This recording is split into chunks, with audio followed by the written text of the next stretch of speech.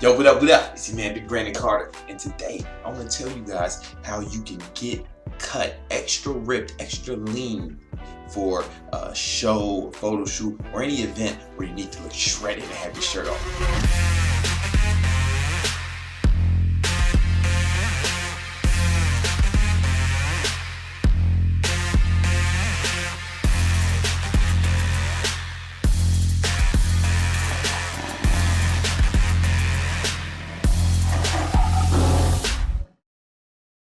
All right, so I recently just came back from the Mr. Olympia Expo, and me and my company, Bro Laboratories, we had a booth there, and we were there meeting fans and people, and I had my shirt off most of the time, and I knew I would be taking a lot of pictures with a lot of people, and these pictures would get posted all over the internet. So I wanted to look my best, plus, I didn't want to be, with some of the fittest people in the world and not look up to par. I didn't want to look inferior next to them because that would hurt my ego. My ego's very frail. So I wanted to make sure I looked as good as possible, and that meant getting really ripped. All right, so these are some of the things that I did and some of the things you guys can do to peak for a photo shoot, an event, or so anytime you need to look ripped. Now, these are not sustainable tactics. A lot of these tactics are actually not sustainable, and they're not meant to be. This is about peaking, right? If you want to, I have other videos on how you can sustainably be healthy and live fit and be pretty much ripped all year round. But when you need that extra level, here's some tactics that you can use. All right. So all of this also presumes that you're already relatively lean, right? If you're very overweight or obese, or you have like more than 20 pounds to lose, then this stuff is not really going to be effective for you. This is for people who are already relatively lean and want to just peak for an event. So, number one, first thing I did, obviously, you reduce your calories, right? Now, normally when I'm cutting, I do something called the swole cut, which is focused on keeping and retaining as much muscle as possible, but at the same time, eliminating as much body fat as possible, okay? And when you do the swole cut, this is what I did. I kept my calories at about maintenance, which is about my lean body mass times 15. All right, this is sustainable. You can do this lean body mass times 15. So I was about 200 pounds when I started this. I estimated that I was about 10% body fat. So my lean body mass was 180 pounds. And 180 pounds times 15 is about 2,700 calories. So that's what I was aiming for, right? And I wasn't in a caloric deficit. Just from the diet. What I would do is I started adding more cardio. I was doing an hour of slow cardio, just walking. Maybe I put on a backpack with some books in it, or I'd walk on an incline on a treadmill. About an hour of cardio in the morning. Then in the afternoon I had a weight session, all right, where I was lifting weights, and then following lifting weights, I did high intensity interval training, HIIT cardio, where like 10 minutes of 30-second intervals where I would train, where I would do some sort of movement, typically jump rope or burpees or something like that for 30 seconds, then rest for 30 seconds, and I repeat that for 10 minutes. Now that's the swole cut. When it was time to peak for the event, I took it up a notch. Now if I had more time, I could have just did the swole cut, but the show was coming up and I was ready to I had about 2 weeks to really peak.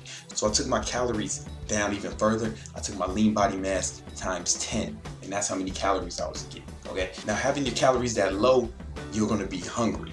But I do the ketogenic diet. A lot of you guys know I've been doing ketogenic diet for over a year. And when you're on the ketogenic diet, you're actually not as hungry because when your body produces ketones, they actually have a satiating effect where it makes you less hungry. It's a lot easier to diet or maintain a caloric deficit when you're in ketosis rather than when you're eating carbs, because carbs are addictive and carbs actually make you hungry.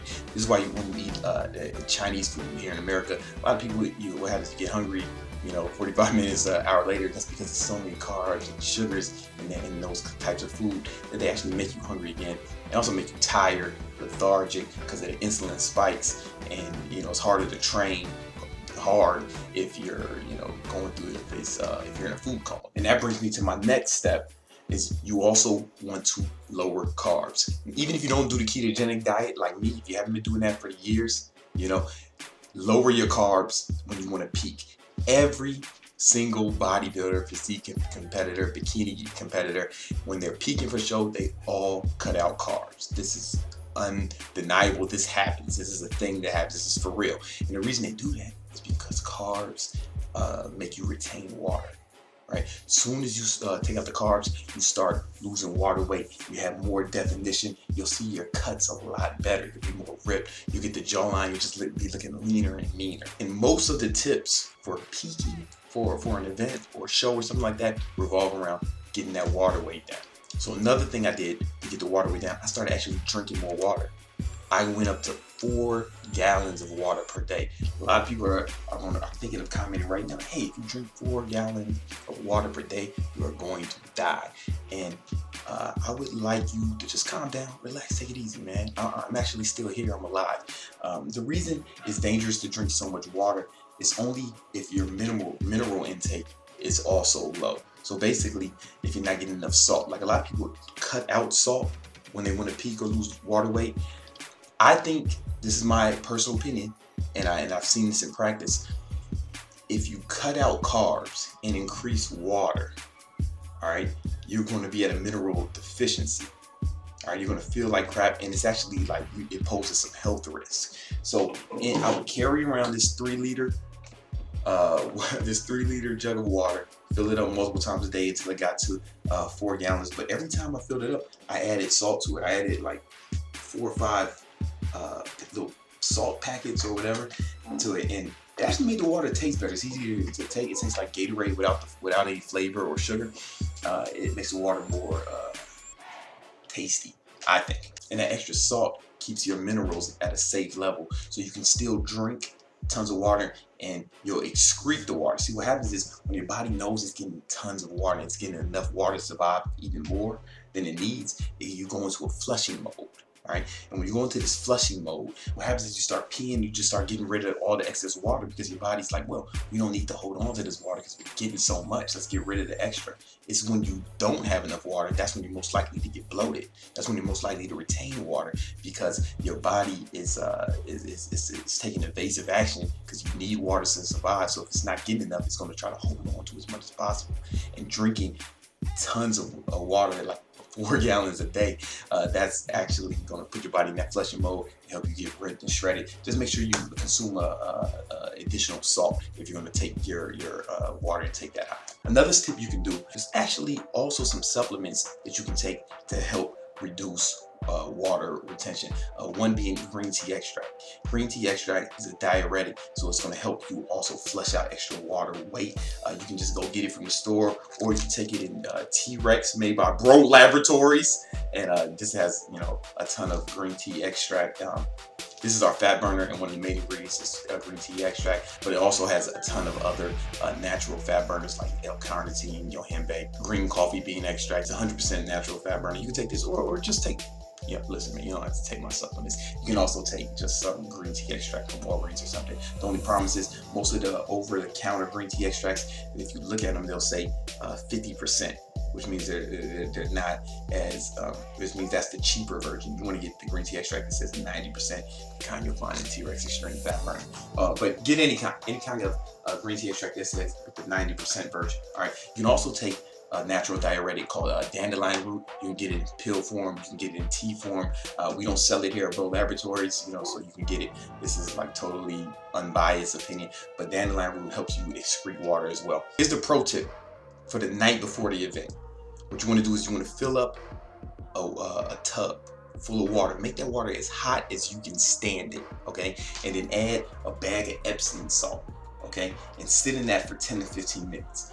As hot as you can stand it, whole bag of Epsom salt. And what's going to happen is you're going to sweat in there. It's way better than the sauna. It's way better than the sauna because the water actually touching your skin, you being engulfed in the water, is more thermogenic than air, right? Water is more thermogenic than air. And when you're engulfed in water, you actually you're going to secrete more sweat. You're going to sweat out a lot of the water weight. So you want to do that the night before, and then the morning as well. Do the same thing in the morning right before the event. Now, I actually didn't do this year because this year I was good, man. I was good. I think just being on the ketogenic diet, taking T-Rex and dandelion root and drinking a ton of water, no carbs, it was good enough, and I didn't have to take it to that next level. with the bath. You know, in fact, I was looking good and I didn't want to mess with anything. See, there's a problem with sweating too much, right? I rather like urinate out all the water because you hold on to the minerals and the salt. If you sweat, you're gonna sweat out a lot of salt. And the problem with that is if your body doesn't have any salt in it, you won't be able to get a pump and you won't look as full. Something about sodium makes you look fuller, make you have a better pump. All right, a lot of ketogenic bodybuilders or people do keto, including me. If I know I need to get a nice pump, I'll have even more salt. Like before I went out on Olympia, I had a ton of salt in my breakfast, and you know I was looking a little fuller. You know, with salt, something about the sodium just helps you look a little more full and actually feel better. If your sodium gets too low while your carbs are low and your water's high, you're kind of gonna feel like crap, right? So I didn't want to excrete all the salt off of the bath, but if you have to do it, it's a last ditch effort, right? It's a last ditch effort. It's not gonna burn fat. It will help you, if you're already lean, it's gonna help you get the frail cuts, you know, the last thing you need. Right. So hope those things helped. Listen, if you want to know more about the diet I use, the ketogenic diet to really get ripped and stay ripped year round, click the link below. I have some free information for you. Make sure you hit subscribe, leave a comment, let me know what other videos you want me to talk about, and hit the notification button. All right, a lot of times just because you subscribe to someone doesn't mean the video is going to show up on the feed. So hit the notification button to make sure you don't miss any of my videos. All right, peace.